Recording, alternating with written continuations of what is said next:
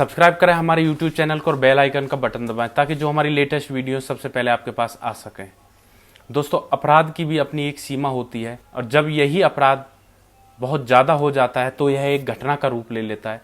दोस्तों, आज की सच्ची घटना भी इसी बात पर आधारित है, जिसमें एक 16 साल की लड़की के साथ इतना घिनौना अपराध होता है कि शायद वह मुश्किल ही इस अपराध से उभर पाएगी। दोस्तों, ऐसा क्या हुआ था, इस घटना की पूरी सच्चाई जानने के लिए आप हमारे वीडियो को अंत तक जरूर देखें। नमस्कार दोस्तों, मैं प्रेम सिंह महाबली, हरियाणा ट्रेंड चैनल में आपका स्वागत है। दोस्तों, आज जिस सच्ची घटना के बारे में बताने जा रहे हैं यह उत्तर प्रदेश की राजधानी लखनऊ के इंदरपुर इलाके की है और इस इलाके में थाना लगता है गाजीपुर। यहाँ पर एक 16 साल की लड़की होती है जो एक टीचर का काम करती है। वह घर पर जाकर बच्चों को पढ़ाती है। इस तरह वह नियमित रूप से अपना काम कर रही होती है। दोस्तों, जनवरी के आखिरी दिनों की बात होती है कि एक दिन यह लड़की बच्चों को पढ़ाने के लिए उनके घर पर जाती है। घर पर उसे उसका मालिक आशीष उर्फ शेखर मिलता है, जो एक पेशे से डॉक्टर है। दोस्तों, आशीष टीचर से कहता है कि बच्चे आने ही वाले हैं, तब तक यहाँ पर आराम से बैठ ले। दोस्तों, ऐसा कहकर वो रसोई में अंदर चले जाता है और वहाँ से चाय बनाकर टीचर को दे देता है। दोस्तों, टीचर चाय पी रही होती है। इतने में डॉक्टर अपना मोबाइल निकालता है और उस टीचर को कुछ फोटोज दिखाता है। वह टीचर से कहता है कि मैंने तुम्हारी कुछ फोटो ली हैं। दोस्तों, टीचर उन फोटो को देखती है। दोस्तों, वो होती तो टीचर की ही फोटो हैं, लेकिन वो एडिट की हुई होती हैं, लेकिन अब वो अश्लील बन चुकी थी और टीचर उन फोटो को देखकर सन्न रह जाती है। दोस्तों, तब डॉक्टर उस टीचर से कहता है कि वह अब इन्हें वायरल कर देगा। तब टीचर उससे कहती है कि वह इन्हें वायरल क्यों करना चाहता है, उसने तो ऐसा कुछ किया भी नहीं है। दोस्तों, इस बात पर उनमें बहस छिड़ जाती है और इतने में टीचर अपनी चाय भी ख़त्म कर लेती है। इसके बाद चाय पीने के पश्चात टीचर को हल्का सा नशा होने लगता है। उसकी ऐसा महसूस होता है कि जैसे उसे नींद आ रही हो, क्योंकि दोस्तों जो डॉक्टर जो चाय बना कर लाया था उसमें कुछ नशीली दवाई मिलाई हुई थी, जिससे टीचर की आंखें बंद होने लगती है। इसके बाद वह टीचर को उठाकर एक कमरे में ले जाता है और वहाँ उसके साथ गलत काम करता है। दोस्तों, जब वह उसके साथ गलत काम कर रहा होता है तब वह उसका वीडियो भी बना लेता है ताकि बाद में उस टीचर को ब्लैकमेल कर सके। दोस्तों, इतने में ही बच्चों का आने का टाइम हो जाता है। टीचर की भी आंखें खुल जाती हैं। तब वह टीचर को वह वीडियो दिखाता है कि यह वीडियो तो तुम्हारी ही है, अगर तुमने यह बात किसी को बताई तो वह इस वीडियो को वायरल कर देगा। दोस्तों, टीचर डर जाती है और वह उस दिन बच्चों को पढ़ाती भी नहीं है, वह सीधे अपने घर जाती है।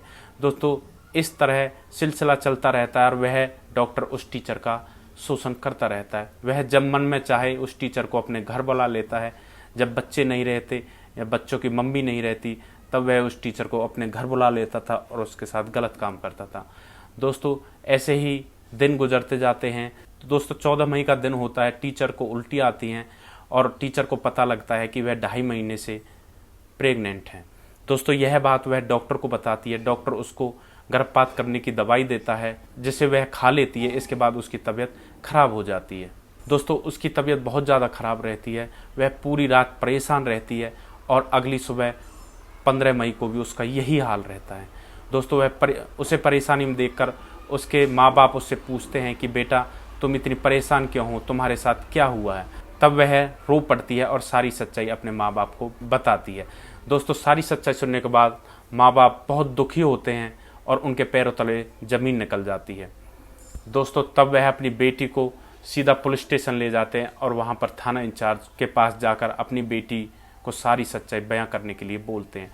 दोस्तों, वह लड़की अपनी सारी सच्चाई बयां करती है। वह थाना इंचार्ज को बताती है कि जब कि मम्मी घर पे नहीं होती है, वह बच्चों को पढ़ा रही होती है, तब वह उन बच्चों को एक कमरे में बंद कर देता था और दूसरे कमरे में उस टीचर के साथ गलत काम किया करता था। पुलिस मुकदमा दर्ज कर लेती है। दोस्तों, उस थाने का इंचार्ज कहता है कि उसे किसी भी हाल में बख्शा नहीं जाएगा। जिस अपराधी ने जो अपराध किया है उसे हर हाल में सजा मिलेगी। दोस्तों, इस अपराध को रोका जा सकता था अगर पहली ही बार में लड़की सब कुछ अपने माँ बाप को बता देती तो शायद उसे इस अपराध से गुजरना नहीं पड़ता, उसकी ऐसी बुरी हालत नहीं होती। दोस्तों, अगर किसी के साथ ऐसी सिचुएशन फंस जाती है तो ऐसी सिचुएशन से निकलने के लिए सिर्फ एक ही तरीका होता है कि पहली ही बार में इस घटना का खुलासा किया जाए, अपने माँ बाप अपने बहन भाई किसी को भी इस घटना के बारे में बताया जाए, ताकि आगे आगे शोषण होने से बचा जा सके। दोस्तों, जब ऐसी घटना होती है तो पहली ही बार में घटना को छुपाना वो बड़ी घटना का रूप ले लेती है, और जिससे एक अपराध की शुरुआत हो जाती है। दोस्तों, पुलिस की यही कोशिश है कि काउंसलिंग के जरिए इस लड़की को अपराध से बाहर निकाला जाए, ताकि यह अपना आगे का जीवन अच्छी तरह से जी सके। दोस्तों, इस कहानी का उद्देश्य किसी को दिल दुखाना नहीं है, किसी को ठेस पहुंचाना नहीं है, बल्कि आपको जागरूक करना है, सतर्क करना है। आप जहां भी रहें सुरक्षित रहें, सावधान रहें, रिश्तों की अहमियत को समझें। जय हिंद, जय भारत।